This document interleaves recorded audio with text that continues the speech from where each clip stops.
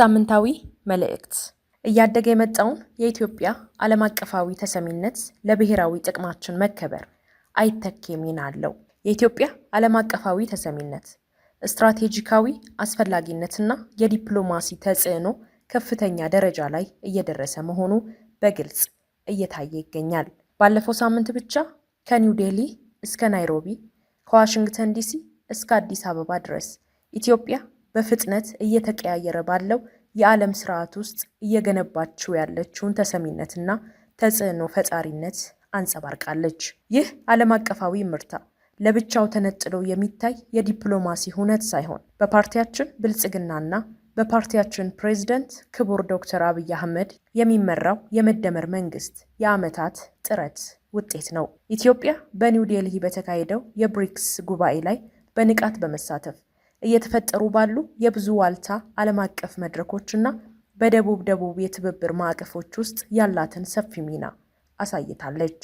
በናይሮቢ በተካሄደው የፈረንሳይ አፍሪካ ጉባኤ ላይ ኢትዮጵያ በአህጉራዊና ዓለም አቀፋዊ ጉዳዮች ላይ ያላትን ስትራቴጂካዊ አስፈላጊነት አስመስክራለች። በተመሳሳይ ጊዜ አዲስ አበባ የፈረንሳዩን ፕሬዝዳንት ኢማኑኤል ማክሮንን፣ የተባበሩት መንግስታት ድርጅት ዋና ጸሐፊ አንቶኒዮ ጉተሬዝን እና የዓለም አቀፉ የገንዘብ ድርጅት IMF ማኔጂንግ ዳይሬክተር ክሪስታሊና ጆርጂየቫንን ጨምሮ በማስተናገድ የአፍሪካ የዲፕሎማሲ ዋና ከተማነቷን አንጸባርቃለች።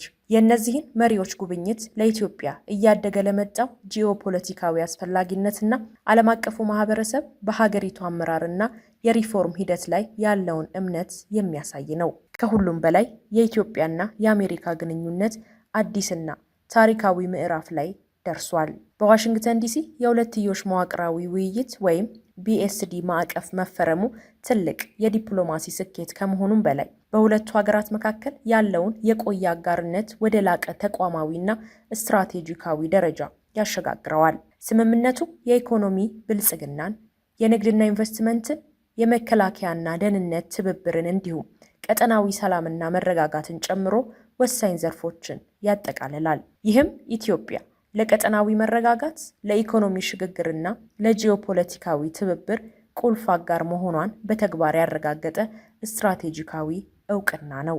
የውጭ ጉዳይ ሚኒስትር ጌዲዮን ጢሞቴዎስ ከአሜሪካው የውጭ ጉዳይ ሚኒስትር ማርኮ ሩቢዮና ከዋና ዋና የአሜሪካ የፖሊሲ ጥናትና ምርምር ተቋማት ቲንክ ታንክስ ጋር ያደረጉት ውይይት ኢትዮጵያ በዓለም አቀፍ የፖሊሲ መድረኮች ላይ ያላትን ዲፕሎማሲያዊ ተጽዕኖ የሚያሳይ ነው። ይህም ኢትዮጵያ ለዓለም አቀፍ ሁነቶች ምላሽ በመስጠት ብቻ የማትወሰን ይልቁንም በሰላም፣ በደህንነት፣ በኢኮኖሚ ውህደትና በአፍሪካ ልማት ዙሪያ የሚደረጉ ቀጠናዊና ዓለም አቀፋዊ ውይይቶች ላይ የጎላ ሚና እየተጫወተች እንደምትገኝ ያሳያል።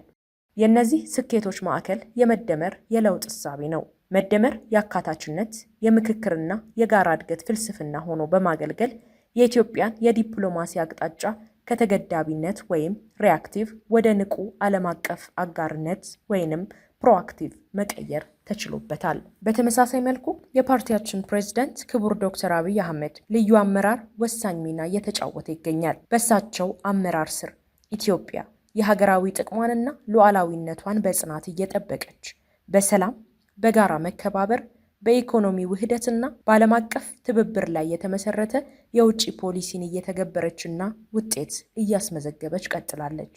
ዛሬ ኢትዮጵያ ዓለም አቀፋዊ ጉዳዮች ላይ ተራ ተሳታፊ ሳትሆን የቀጠናዋን መጻኢ ዕድል የምትቀርጽና ለዓለም አቀፍ ውይይቶች ትርጉም ያለው አስተዋጽኦ የምታበረክት እያደገች ያለች የዲፕሎማሲ ኃይል መሆኗን እያስመሰከረች ነው። እየተጠናከረ ባለው የዲፕሎማሲ አቅም የኢትዮጵያ ብሔራዊ ጥቅም እየተከበረ ድምጿም በዓለም አቀፍ መድረክ ጎልቶ እየተሰማ ነው። ይህም ኢትዮጵያ የአፍሪካ ተምሳሌት ለመሆን የምታደርገውን ጉዞ የሚሳካ መሆኑ ከወዲሁ እየታየ ይገኛል። ብልጽግና ፓርቲ ግንቦት 10 ቀን 2018 ዓ.ም አዲስ አበባ